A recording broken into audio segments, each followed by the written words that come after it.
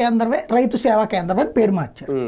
రైతు భరోసా కేంద్రం లేదా రైతు సేవా కేంద్రం దగ్గరికి ధాన్యం తేవాలి, చూసి అవన్నీ ఓ స్లిప్పు రాసేసుకుని ఆ 10 బస్తాలు ఎక్కడ వేసుకోవడం, ఏ గోడంలో వేసుకోవాలో ఆ రైతు సహాయ కేంద్రం రైతు సేవా కేంద్రం వాడిగా చూసుకోవాల్సింది.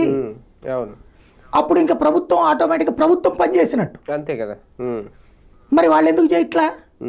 మళ్ళీ ఎందుకు మధ్యలో బ్రోకర్ వస్తున్నాడు, మధ్యలో మిల్లర్ ఎందుకు వస్తున్నాడు, మధ్యలో తక్కువ రేటుకి ఎందుకు అడుగుతున్నారు?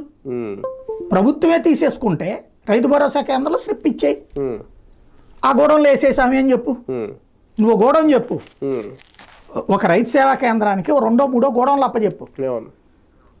ముందు రైతు సేవా కేంద్రం దగ్గర తీసుకుపోతాడు, అక్కడ కాటా వేస్తావా వెయ్యి, లేదా రైతు సేవా కేంద్రం వాళ్ళే ఆ ధాన్యం కేంద్రం దగ్గర కూర్చో, అక్కడికి తెమ్మని చెప్పు.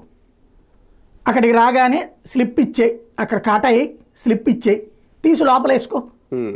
లేదు అందులో కొంత శాతం తేమ శాతం తక్కువ ఉంది, దాన్ని నువ్వు స్లిప్ మీద రాసి దాన్ని ఇక్కడ 2 రకాల కేటగిరీ చేయి. పూర్తిగా తేమ శాతం తక్కువ ఉన్నటువంటి బియ్యం ధాన్యం ఒకవైపు, తేమ శాతం ఎక్కువగా ఉన్నటువంటి ధాన్యం ఒకవైపు. దానికి 100, 150, 200 నువ్వే తగ్గించు ప్రభుత్వమే. తేమ శాతం 24 ఉంటే గనక 2300 ఇస్తా, ఇదే 17% ఉంటే 24 ఉందనుకో